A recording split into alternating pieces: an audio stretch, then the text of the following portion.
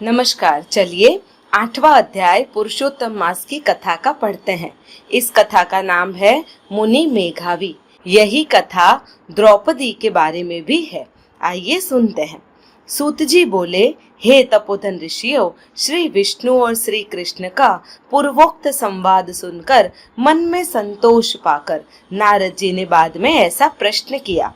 सूत पुराणी बोले, हे मुनि श्रेष्ठों, भगवान विष्णु और भगवान श्री कृष्ण का संवाद सुनकर बहुत हर्षित हुए नारद ने भगवान विष्णु से कहा, भगवान, पुरुषोत्तम मास को वैकुंठ में आप ले आए हैं, उसके बाद क्या हुआ वह कहिए।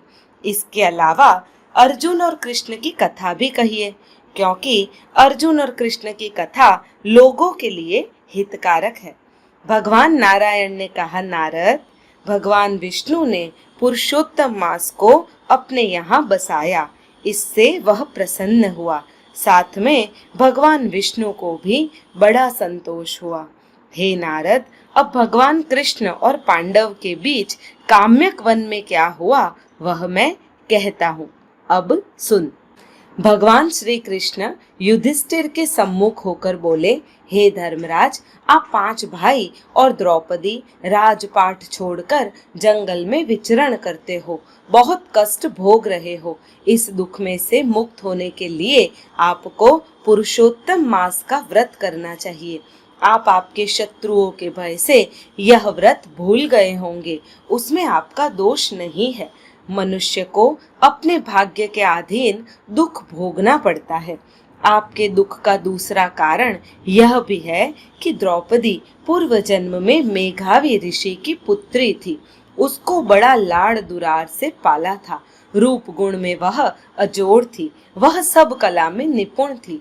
एक बार उसने अपने पड़ोस में रहने वाली सखी को अपना बच्चा खिलाते देखा तो उसे भी संतान सुख की इच्छा हुई। वह विवाह योग्य हो चुकी थी, फिर भी उसका विवाह हुआ नहीं था। उसे हुआ कि यदि मेरी माता जीवित होती तो कब का उसका विवाह हो गया होता। इस बात में उसके पिता क्यों उदासीन है, यह उसे समझ में नहीं आता था। एक और ऋषि कन्या मेघावती ऐसी चिंता करती, तब दूसरी ओर मेघावी ऋषि पुत्री के विवाह करने की चिंता में बहुत ही उदास रहते थे। योग्य वर न मिलने पर वर की खोज में वे एक दिन बाहर निकल गए। बहुत नगर घूमने से वे बीमार हो गए। जैसे तैसे करके अपने आश्रम में वापस लौटे। उनसे बैठा भी नहीं जाता था। वे हमेशा बेभान अवस्था में पड़े रहते थे।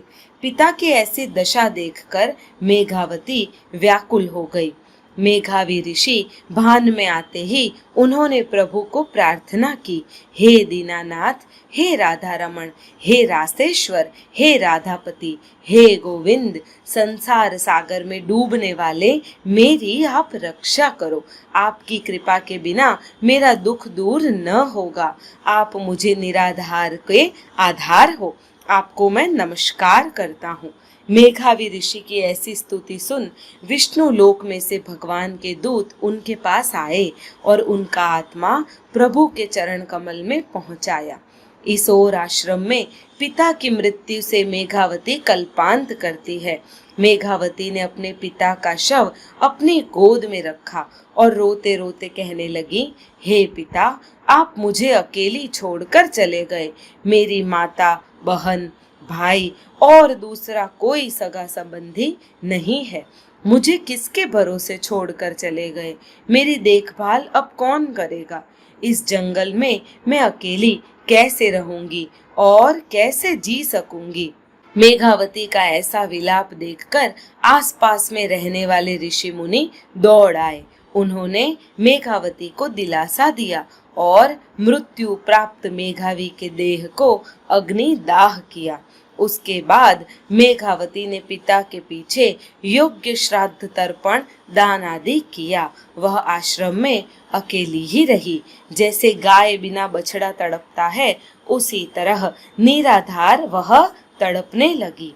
वक्त बीते धीरे धीरे उसका दुख दूर होने लगा।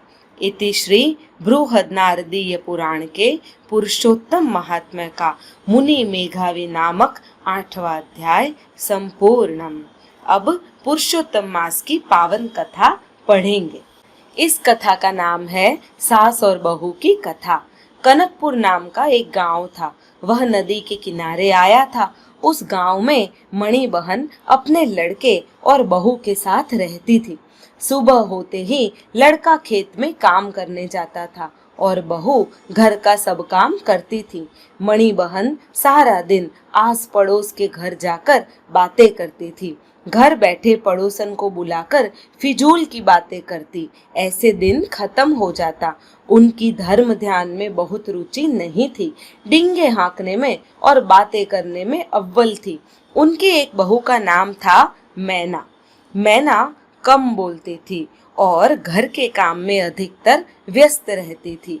जैसे ही उसे काम से छुट्टी मिलती, वह धर्म ध्यान में अपना समय बिताती थी। इतने में पुरुषोत्तम मास आया। मणि बहन ने पुरुषोत्तम मास का व्रत करना तय किया। अपनी सास को व्रत करते देख मैना ने भी व्रत करने का निश्चय किया। उसने अपनी सास को उस बात को बताया। तब मणि बहन गुस्से होकर चिल्लाकर बोले, बड़ी देखी भक्तानी, घर में बैठकर धर्म कर्म करो, नदी में नहाने जाने की जरूरत नहीं है। मैना सास की नाराजगी समझ गई थी। वह चुप रही। उसने मन ही मन व्रत करने का संकल्प किया। मणि बहन हर रोज सुबह जल्दी उठकर नदी में स्नान करने जाते। स्नान के बाद कांठा गौर माँ का पूजन करते। कथा प्रवचन चलता हो तो वहां बैठकर कथा सुनते। ब्राह्मण को दान और दक्षिणा देते। इस ओर मैना भी सुबह जल्दी उठती, नित्य नियम से स्नान करती। वह स्नान के वक्त, हे पुरुषोत्तम भगवान, मेरा यह स्नान व्रत के स्नान की तरह मानना, इतना कहती। नहाते नहाते हे पुरुषोत्तम भगवान करती रहती। उसे देव स्थान में पुरुषोत्तम भगवान की छोटी सी मूर्ति की स्थापना की। वह हर रोज धूप दीप पुष्प आदि अर्पण करके उनकी स्तुति करती। मैना अधिक मास में कथरोट में बैठकर स्नान करती। उसने एक कहावत सुनी थी कि मन चंगा तो कथरोट में गंगा। उसी न्याय से रोज कथरोट में बैठकर स्नान करती। लोटे से शरीर पर पानी डालती और पुरुषोत्तम भगवान का रटन करके गाती रहती। एक दिन मणि बहन नदी पर स्नान करने गए और नहाते नहाते उनके नाक का कांटा पानी में गिर गया। उसे चूनी भी कहते हैं। वह चूनी ढूंढने उन्होंने बड़ी मेहनत की, परंतु कुछ भी हाथ नहीं आया। आखिर थककर निराश होकर घर पर आए। अब ऐसा हुआ कि मैना कथरोट में बैठकर स्नान कर रही थी। उसकी नजर नाक की चूनी पर गई और उसने वह लेकर घर में रख दी। मणि बहन घर आए और मैना को अपनी चूनी पानी में गिर गई ऐसा बताया। तब मैना ने कहा, मैं कथरोट में स्नान कर रही थी, तब उसी में से मुझे एक चूनी मिली है, उसे आप रख लो। मणि बहन ने देखा तो वह उनकी ही चूनी थी। वह आश्चर्यचकित हो गए, किंतु कुछ बोले नहीं। 5 दिन बीत गए कि नदी में नहाते समय मणि बहन के हाथ में से अंगूठी निकलकर पानी में गिर गई। उस वक्त भी मणि बहन ने बहुत ढूंढा, लेकिन किसी के हाथ में अंगूठी आई नहीं। आखिर थककर निराश होकर मणि बहन घर आए। इस वक्त भी मैना को नहाते समय कथरोट में से अंगूठी मिल गई। उस अंगूठी को देखते ही ख्याल आया कि जरूर यह अंगूठी उसकी सास की है। मणि बहन घर आते ही तुरंत ही मैना ने अंगूठी उनको देते हुए कहा, आज मैं कथरोट में नहा रही थी, उसमें से यह अंगूठी मिली है। मणि बहन अंगूठी पहचान गए। वे कुछ बोले नहीं कि मेरी अंगूठी पानी में गिर गई है। उन्होंने मन में सोचा कि चूनी और अंगूठी नदी में गिर गई और जबकि निकलते हैं कथरोट से, इसमें कुछ गड़बड़ है। मैना मैली विद्या जानती होगी, अगर तो वह चुड़ैल हो सकती है, उसके बिना नहीं हो सकता। मणि बहन के मन में घबराहट हो गई। वह बहू हमारा सत्यानाश कर देगी, हमें शांति से जीने नहीं देगी। यह बात है, कल उसके बच्चे होंगे तो वह उसे भी मार डालेगी और वंश का नाश कर देगी। उसके लिए मुझे कोई उपाय करना पड़ेगा। पुरुषोत्तम मास खत्म होते ही उसकी बात है। शाम को उसका लड़का खेत से वापस आया।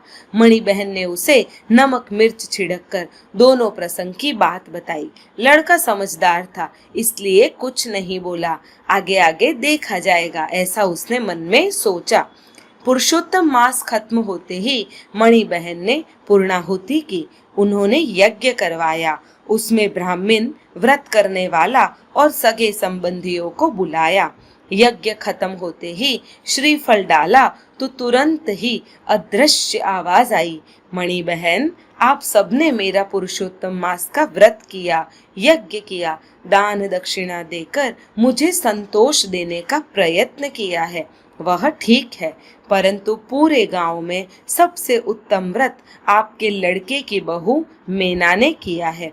उसने मेरी पूर्ण श्रद्धा भक्ति से की है। उससे मैं अत्यंत संतुष्ट हुआ हूँ। मैं उसे आशीर्वाद देता हूँ, उसका कल्याण होगा। इतना बोलकर अदृश्य आवाज बंद हो गई। यज्ञ में आने वाले सबने मीना की बहुत प्रशंसा की। मणि बहन को भी सच्ची बात समझ में आ गई। हे पुरुषोत्तम प्रभु, आप जैसे मणि बहन और उसकी पुत्र वधू मीना को फले हैं, वैसे हम सभी को भी आपके आशीर्वाद प्रदान करना। कथा सुनने और कहने वाले सब पे आपकी कृपा बनाए रखना। सबकी मनोवांछित इच्छाएं पूरी करना। प्रथम वराह का लेके अवतार, हिरण्याक्ष का वध करनार, पृथ्वी का बंधन हरनार, श्री कृष्ण शरणम मम। दूसरा मत्स्य का लेके अवतार, वेद दूसरों का किया उद्धार, संस्कृति की है रक्षणहार, श्री कृष्ण शरणम मम। तीसरा कुर्म का लेके अवतार, देव दैत्य का लेके सहकार, समुद्र मंथन किया पार, श्री कृष्ण शरणम मम। बोलो पुरुषोत्तम भगवान की जय। मित्रों, यदि आप मेरे वीडियो बारंबार सुनते हैं तो कृपया मेरा चैनल सब्सक्राइब कर दीजिए। ये वीडियो पसंद आया हो तो लाइक कीजिए। धन्यवाद। पुरुषोत्तम प्रभु आपकी सारी इच्छाएं अवश्य पूरी करेंगे।